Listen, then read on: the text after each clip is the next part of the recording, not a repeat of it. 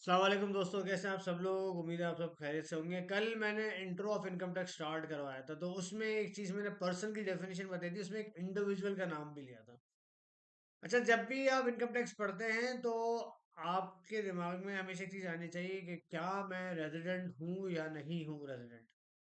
क्या इनकम, चाहे वो इंडिविजुअल हो, चाहे वो एसोसिएशन ऑफ पर्सन हो या वो कंपनी हो। तो इसकी डेफिनेशन जो सेक्शन 80 के अंदर पर्सन की डेफिनेशन है, उसके बाद सेक्शन 82 एंड 81 एंड 82 में लिखा हुआ है कि कौन कौन से बंदे जो होते हैं वो रेजिडेंट की आता है।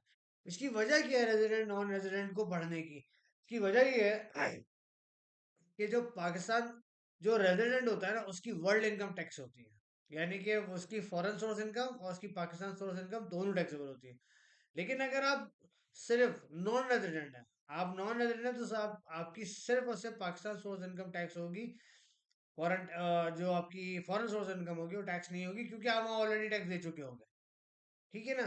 अब इंडिविजुअल अगर होता है, एक बंदा इंडिविजुअल है, एक बंदा अगर वो पाकिस्तान का सिटीजन है तो वैसे ही रेजिडेंट है। बड़ी छोटी सी बात है, आप बोलेंगे ये क्या बता रहे हैं सर, बट अगर एक नॉन रेजिडेंट पर्सन है और वो पाकिस्तान में आ जाता है तो वो रेजिडेंट नहीं है वैसे।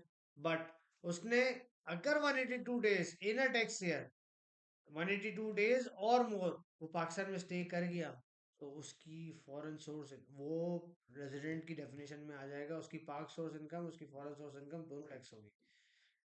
इसी तरीके से एसोसिएशन ऑफ पर्सन के अंदर अगर उसकी मैनेजमेंट पार्टली पाकिस्तान में और पार्टली कहीं बाहर है, तो वो भी डेफिनेशन किस में आएगी?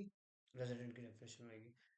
कंपनीज के अंदर ये बात आती है कि अगर कंपनी, कोई कंपनी ऐसी है जो कि पूरी की पूरी पाकिस्तान में है, तो वो ओनली रेजिडेंट कहलाएगी। अगर उसकी बाहर है तो ये आधा आधा तीतर वाली बात नहीं है उसमें। तो ये हमारे कॉन्सेप्ट जो है ना बहुत क्लियर होने चाहिए। इसमें भी बहुत सारी टेक्निकलिटी है, लेकिन मैं आपको सिर्फ यहाँ तक बताना चाह रहा हूँ कि कब एक इंसान रेजिडेंट होता है, कब एक टैक्स पेयर या एक एसोसिएशन ऑफ पर्सन जो है वो रेजिडेंट कहलाएगी, ताकि आपको पता तो लगे कि मैं उसकी इनकम फॉरेन सोर्स में लेके जाऊं या पाकिस्तान सोर्स इनकम में लेके जाऊं। और जब आपको यही नहीं पता होगा तो फिर आप आगे कैसे मूव प्रोसीड करेंगे? तो ये कुछ टॉपिक था।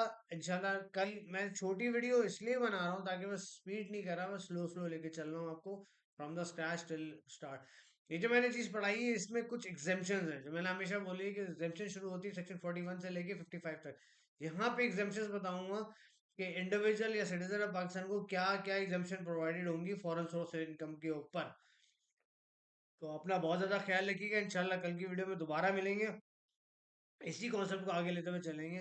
आपकी कोई क्यूरीज हो, आपकी कोई भी सवाल हो इस चीज से मुतालिक या किसी और चीज से मुतालिक, तो हम उससे कमेंट सेक्शन में लिख के पूछ सकते हैं। अपना बहुत ज्यादा ख्याल रखिएगा। अस्सलाम वालेकुम।